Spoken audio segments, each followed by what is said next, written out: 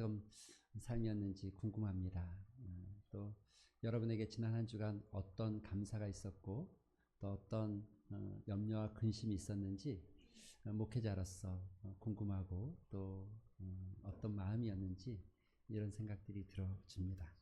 사실 우리가 살아간다는 게 여러분 돈이 있어서 감사가 나오는 건 아닌 것 같습니다. 또 뭐 어떤 좋은 일, 기쁜 일보다 감사는 그리스도인들에게 있어서 감사는 그냥 예수님이 계시기 때문에 감사한 일 아니겠습니까? 예수님으로 인해서 감사하게 되어지고 감사를 고백하는 것. 옆 사람과 한번 이런 인사할까요? 한 번 더 우리 예수님은 당신과 함께 있습니다. 여러분 믿으십니까? 예수님 여러분과 함께 계십니다.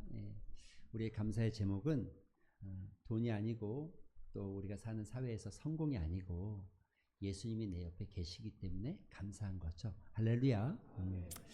6월달은 호국 보훈의 달입니다. 이미 카톡에 탁 제가 멋지게 해서 애국 제가 만든 6개 중에 6월달이 제일 멋있어 보이더라고요. 만들어 놓고 되게 뿌듯해서 아내한테 자랑했어요. 괜찮지 않냐고.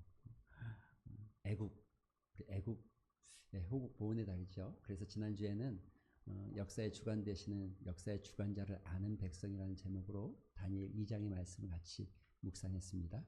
오늘은 느헤미야의 기도를 통해서 우리가 나라를 통해 나라를 생각할 때 어떤 마음을 가져야 되는가 이런 마음을 좀 묵상해 보고 싶습니다. 1919년 3월 1일 태화관에서 33명의 그 독립선언문을 발표한 33명의 민족 대표가 모였었죠. 그 중에 여러분 이승훈 장로님이 계셨어요. 오산학교 교장이었고 오산학교를 설립한 분이었고 우리나라의 어떤 교육에 정말 이바지했던 분이죠. 그런데 이분이 정말 이분의 참 은혜로운 게 일제강점기의 정말 어떤 칠흑 같은 어둠의 시대 속에서 정말 하나님 바라보고 나라의 민족의 해방을 놓고 간절히 기도했던 분이시죠. 상황 속에서 절망하거나 현실 앞에 암담해하지 않고 하나님을 바라봤던 분, 그리고 기도했던 분, 그리고 광복의 소식을 들을 때 얼마나 기뻐했는지 모릅니다. 예. 여러분 그런데 우리는 어떻습니까? 여러분 우리는 어떻습니까? 사실 우리나라가 분단 국가입니다. 분단 국가. 세계 속에서 가장 위험한 국가 중에 하나. 아직 전쟁이 종식되지 않은 나라이죠. 휴전 중인 상태이죠. 사회적으로도 이미 우리가 지난 시간에도 말씀드렸지만 갈등이 심해요. 저는 참 선거나 이런 거 보면 마음이 아픈 게 반 딱 나눠서 빨갛고 파랗고 이렇게 되는 게 참 이해가 잘 안 돼요. 예. 우리나라가 엄청 넓은 것도 아닌데, 그렇죠? 예. 갈등, 경제적인 어려움, 저출산, 고령화, 우리나라가 직면한 수많은 문제들 앞에서 우리는 과연 여러분과 저는 과연 어떤 마음을 품고 계십니까? 사람들이 나라와 사회의 문제점을 지적하는 것은 너무 좋아합니다. 그런데 정작 나라를 위해서 기도하고 마음을 다해 걱정하는 사람은 여러분 얼마나 되는 것 같습니까?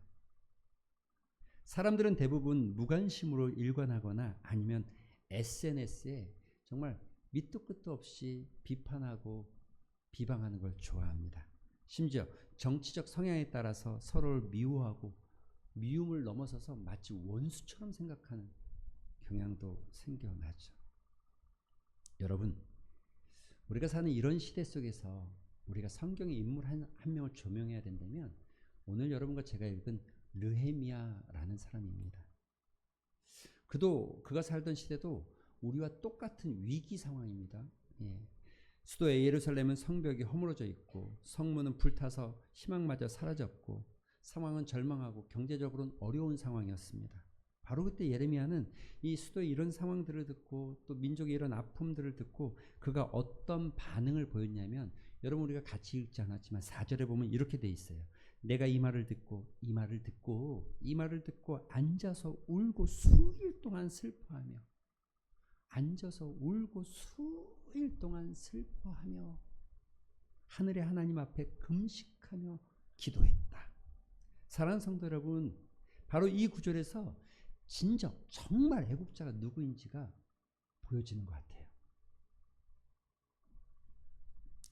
말이 많은 것보다 더 중요한 거, 정말 나라의 어떤 문제와 아픔을 안고 기도하는 사람, 조국의 현실 앞에 좌절하지 않고 낙담하지 않고 하나님 앞에 엎드려 간절히 기도하는 것, 그의 눈물과 금식 기도는 단순히 여러분 개인적인 탄원이나 어떤 아픔을 호소하는 것이 아니었습니다. 민족과 나라를 위한 기도. 무너진 나라를 향한 뜨거운 사랑. 모든 문제의 해결은 오직 하나님께 있음을 믿고 그를 굳건히 신뢰하면서 기도하는 기도자. 오늘 여러분과 제가 읽은 예레미야 1장 5절에서 11절은 그런 예레미야의 기도와 그 예레미야의 모습을 우리가 볼 수 있을 것 같습니다. 오늘 본문 1장 5절에는 이렇게 말합니다. 우리가 기도할 때 먼저 어떻게 기도해야 되는가? 5절에는 이렇게 말하죠. 이르되 하늘의 하나님 여호와 크고 두려우신 하나님이여, 주를 사랑하고 주의 계명을 지키는 자에게 언약을 지키시며 공유를 베푸시는 주여. 여러분, 이 말씀 속에서 우리가 주목해야 될 가장 중요한 건 이겁니다. 느헤미야가 어떻게 기도를 시작하고 있냐는 거예요. 당연히 나라가 위급하니까 나라의 문제들을 이야기하고 어떤 어려움을 이야기하고 절박한 심령으로 정말 모든 것을 토로하듯이 쏟아내야 될 것 같지만, 그런데 느헤미야는 그렇게 기도하기 이전에 먼저 하나님을 반드시 정확하게 인식하고 기도하고 있는 거죠. 기도의 문을 여는 것은 하나님, 그리고 그분을 향한 어떤 고백이냐가 매우 중요합니다. 여러분, 기도는 우리가 누구에게 어떤 하나님께 하느냐가 우리의 기도의 깊이와 우리의 기도의 간절함을 결정하는 아주 중요한 요소가 됩니다. 만약 여러분이 믿고 여러분이 섬기는 하나님이 보잘것없고 그냥 어떤 이야기 속에 나오는 우화 같은 또는 신화 같은 존재로만 생각한다고 하면, 여러분께서 기도하실 때에 이 나라의 이 문제들을 놓고 기도하실 때 정말 간절히 기도하시겠습니까? 그렇지 않겠죠. 여러분, 이렇게 기도하는 거예요. 크고 두려우신 하나님, 하나님의 어떤 부위다, 크다. 이 크다는 게 히브리 말로 가두리라는 건데 그냥 몸집이 크다, 어떤 물리적 큼을 이야기하는 게 아닙니다. 그의 권능과 그의 위엄과 그의 권세가, 그 경이로움을 말할 수 없이 큰 분, 이렇게 표현할 때 쓰는 게 가두리라는 단어예요. 그래서 시편 기자는 이렇게 고백하죠. 시편 50편 15절에 환난 날에 나를 부르라. 내가 너를 건지리라. 내가 너를 건지리니 내가 나를 영화롭게 하리라. 환난 날에 나를 찾아라. 나를 찾아라. 다니엘 4장 35절에 보면 느부갓네살 왕이 하나님을 향해서 이런 고백을 합니다. 뭐라고 고백하냐면 이렇게 고백해. 땅의 모든 거민을 없는 것 같이 여기시며 하늘의 군대에게든지 땅의 거민에게든지 그는 자기 뜻대로 행하시나니 그의 손을 막거나 또는 그에게 이르기를 내가 무엇을 하느냐고 말할 자가 누구냐. 여러분, 이 말씀은 하나님의 위엄 앞에 누가 감히 말할 수 있고 그 권세 앞에 누가 감히 토시를 달 수 있겠냐는 거죠. 사랑하는 성도 여러분, 여러분에게 하나님이 누구십니까?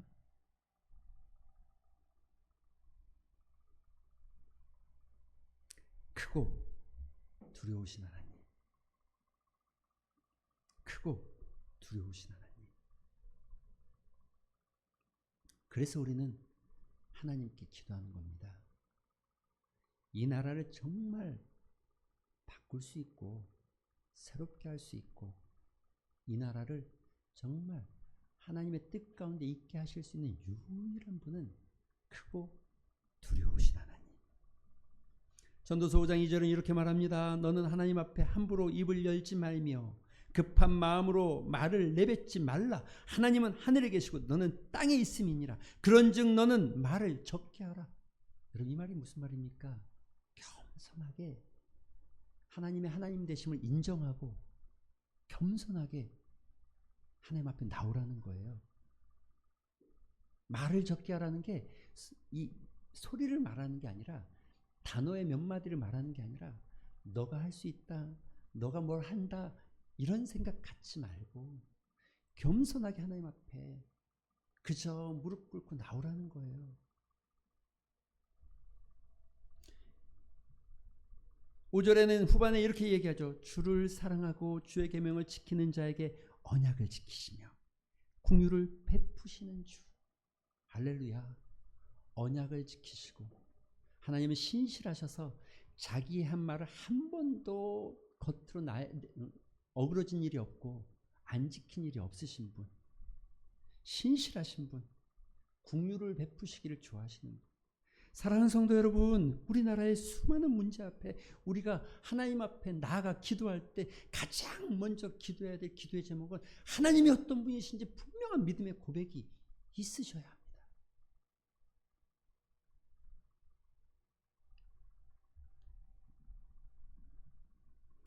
느헤미야는 그런 하나님을 신뢰했기 때문에 나라의 어려운 문제들을, 또 예루살렘 성의 무너짐과 그 민족의 어려움 앞에 하나님 앞에 나아가 울며, 수일을 울며 금식하며 기도했다는 거죠.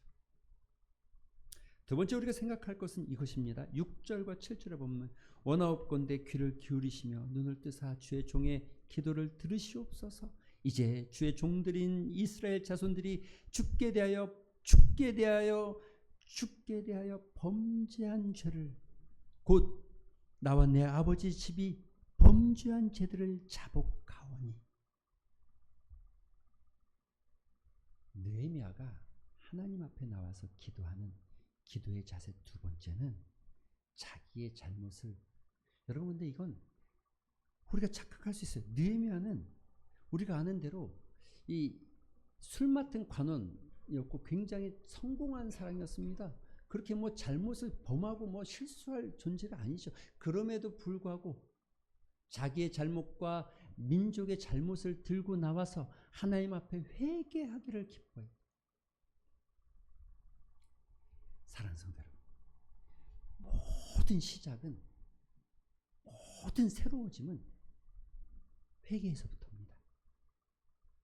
여러분, 우리 마음에 조금이라도 회개가 있지 않으면 아무것도 새롭게 시작할 수 있는 게 없어요.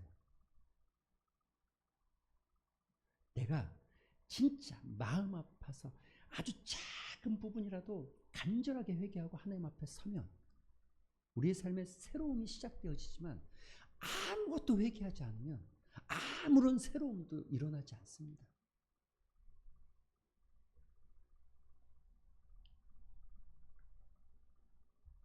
다니엘도 동일하게 기도합니다. 나라의 아픔을 보면서 다니엘 9장에 보면 이렇게 기도하죠. 큰 환난을 당한 백성이여, 이제 우리가 주께 범죄하여 악을 행하며 반역하며 주의 계명과 규례를 떠났습니다. 아버지, 지금 우리나라가, 지금 이 민족이, 지금 우리가 당하고 있는 이 아픔과 이 고난과 이 문제들은 우리가 하나님 앞에서 악을 행했기 때문입니다라고 기도하고 있다는 거죠. 우리가 하나님 앞에서 말씀대로 하나님의 규례와 율법을 따라 살지 못했기 때문이라고 자복하고 있다는 거죠.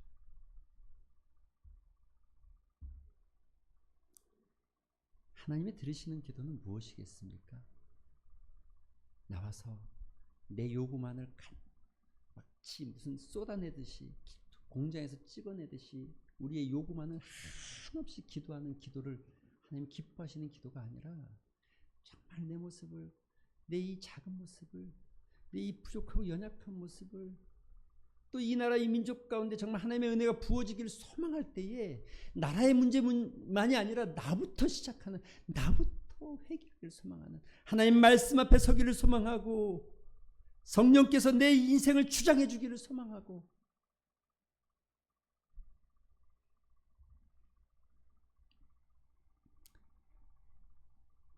사랑하는 성도 여러분, 나라를 위해서 기도할 때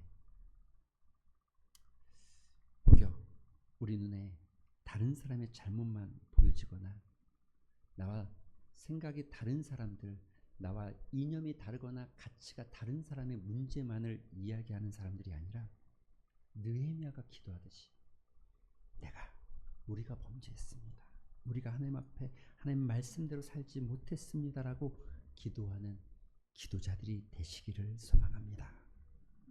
세 번째 우리가 말씀을 나눌 것은 8절과 9절입니다. 옛적에 주께서 주의 종 모세에게 명령하여 이르시되 만일 너희가 범죄하면 내가 너희를 여러 나라 가운데 흩을 것이요 만일 내게로 돌아와 내 계명을 지켜 행하면 너희 쫓긴 자가 하늘 끝에 있을지라도 내가 거기서부터 그들을 모아 내 이름을 두려고 택한 곳에 들어오게 하리라 하신 말씀을 이제 청하건대 기억하옵소서.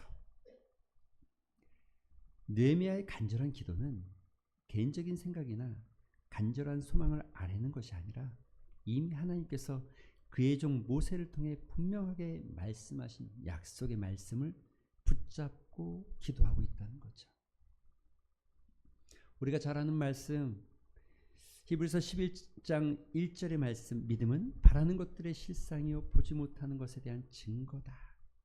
사랑하는 성도 여러분, 느헤미야는 지금에 있는 문제에 초점을 맞추고 이 문제가 해결되기를 소망하는 것이 아니라 하나님께 초점을 두고 하나님의 뜻 가운데 하나님께서 이 땅 가운데 하나님의 뜻을 이루어 가기를 위해서 기도하고 있다는 거예요.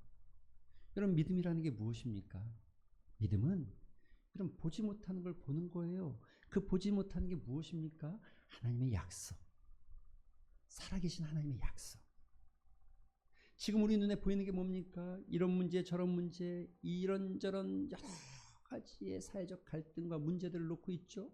그래서 이것들이 해결되길 소망해서 우리는 늘 이것만 붙잡고 기도하지만 느헤미야의 기도는 이 문제가 아니라 이 문제 너머에 있는 하나님의 뜻이 이루어지기를 소망한다는 거예요. 그 하나님의 말씀을 붙잡고 하나님의 뜻이 이루어지기를 소망하는 기도를 드리고 있다는 거죠.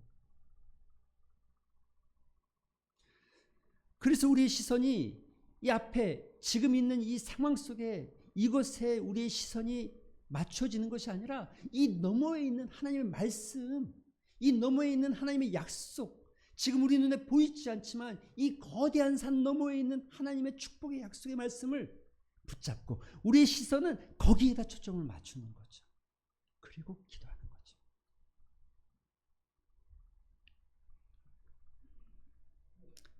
신명기 30장 3절에 보면 이런 말씀이 있죠. 내 하나님 여호와께서 너를 포로된 곳에 돌아오게 하사 너를 긍휼히 여기시고 내 하나님 여호와께서 너를 흩으신 그 모든 백성 중에서 너를 다시 모으리라.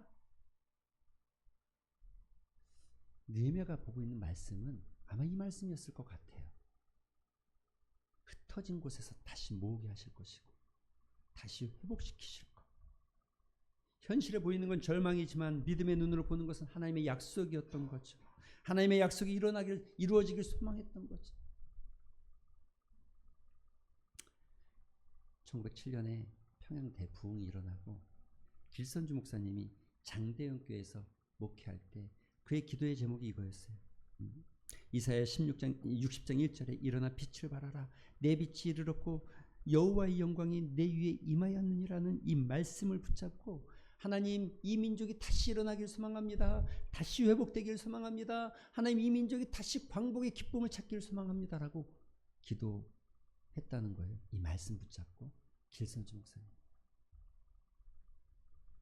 1945년 광복의 날 그 소식이 들릴 때 정말 길선주 목사님이 그렇게 감격하면서 광복이 이루어질 것 같지 않던 그 사회 속에서, 그 현실 속에서 하나님의 약속이 어떻게 성취되는지를 보았다는 거죠.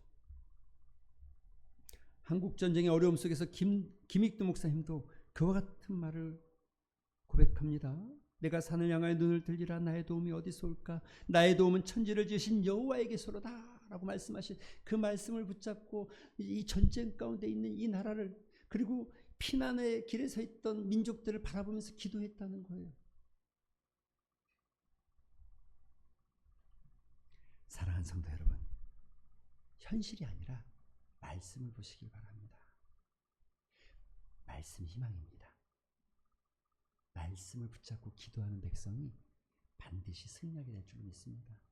여러분, 문제를 이야기하기보다, 문제를 나누고 문제에 대해서 염려하고 걱정하기보다 우리 앞에 하나님의 말씀과 희망의 말씀이 안 보이는 것 때문에 걱정하셔야 됩니다.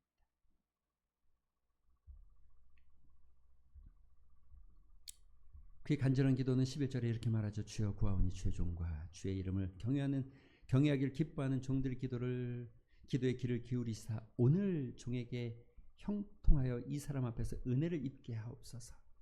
예레미야가 이렇게 기도합니다. 종들에게, 그렇습니다. 그냥 개인이 아니라 하나님의 백성들에게 은혜를 주시옵소서. 그리고 이렇게 기도하죠. 오늘 종에게 형통하여 이 사람 앞에서 은혜를 입게 하옵소서. 오늘 이게 히브리 말로 하움이라는 단어가 지금 이 순간, 막연한 기도가 아니라 하나님 오늘 지금 이 순간 하나님 역사하여 주셔서 내가 은혜를 입게 하시고 아낙삭스다 왕 앞에 나아갈 수 있게 하여, 부르지 않으면 나아갈 수 없는데 나아갈 수 있게 하여 주시옵소서. 왕 앞에 내가 나아가서 이스라엘 백성들의 이 아픔을 토로할 때에 오늘 은혜를 주시옵소서.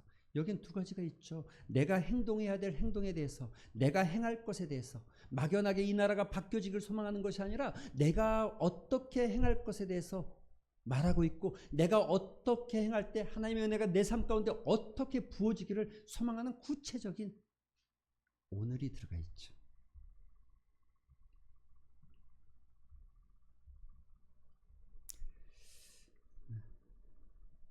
여러분, 구체적으로 기도할 필요가 있습니다. 나라를 위해서. 이 나라를 이끌어간 지도자들이 사적인 이익보다 국민을 먼저 생각하며 올바른 정책을 펼 수 있도록, 우리의 자녀들이 경쟁 속에서 지쳐가지 않도록 건강한 인성을 갖춰갈 수 있도록, 기업들이 당장의 이익보다 미래를 향해서 투자하고 청년들의 안정적인 일자리를 제공할 수 있도록, 그리고 우리 교회가, 하나님의 교회들이 세상의 빛과 소금의 역할을 감당할 수 있도록, 이 사회 가운데 하나님의 축복의 통로가 되어지고 사랑의 통로가 되어질 수 있도록 기도하셔야 됩니다. 그런데 이렇게 기도하시고 오늘 내가 무엇을 할지도 하나님 알게 하여 주시옵소서. 오늘 내가 무엇을 해야 될지를 알게 하여 주시옵소서. 막연하게 이 땅이 바뀌어지기를 기도하는 것이 아니라 오늘 내가 무엇을, 오늘 내가 어떻게 바뀌어지기를, 오늘 내가 어떻게 하기를 원하는 기도. 이게 나라를 위한 예레미야의 기도였죠. 사랑하는 성도 여러분, 우리도 예레미야 같은 기도가 있게 되기를 소망합니다. 말씀을 맺히면서 이런 질문을 던져보고 싶습니다. 우리는 나라의 어려운 소식을 듣거나 나라가 힘들 때 예레미야처럼 정말 마음 아파 기도의 자리로 나아가고 싶은 열정을, 아니 그런 믿음을 가져보셨습니까? 아니면 무관심하고 말은 많이 하지만 아무런 행동을 하고 있지 않는 것은 아니십니까? 우리는 나라의 문제들을 볼 때 다른 사람을 탓하거나 비방하거나 또 나와 다른 색깔을 가진 사람들 향해서 뭐라 말하기를 즐거워합니까? 아니면 예레미야처럼 내가 범죄하였습니다, 겸손하게 회개하기를 기뻐하십니까? 우리는 현실에 있는 문제만 바라보면서 그것이 해결되기를 소망하며 기도하고 있습니까? 아니면 하나님의 약속을 붙잡고 그 약속을 따라서 기도하고 계십니까? 오늘 예레미야 1장 5절에서 11절까지 예레미야의 기도를 보면서 우리 나라와 민족을 위해서, 또 우리 가정을 위해서, 우리 다음 세대들을 바라보면서 간절히 기도하는 믿음의 백성이 되시기를 주님의 이름으로 축원드립니다. 우리 한번 말씀을 생각하면서 한번 기도 한 시간 가졌으면 좋겠습니다. 기도하실 때에 하나님을 올바로 알고 기도하는 기도의 백성